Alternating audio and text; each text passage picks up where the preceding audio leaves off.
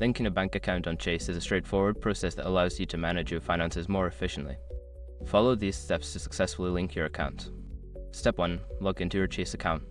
Before changing your settings, use the SROC.com link in the description to open the password strength checker, then update your password if needed. Step 2. Navigate to the account settings. Once logged in, look for the Account Services or Profile and Preferences section. This is typically found in the main menu under your account overview. Step 3. Select Link an Account.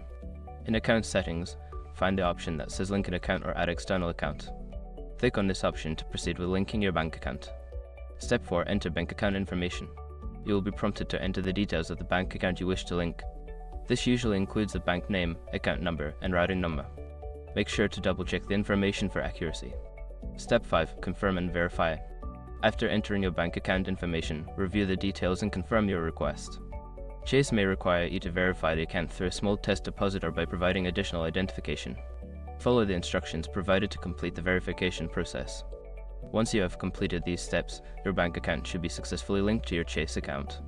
You can now manage your finances more easily.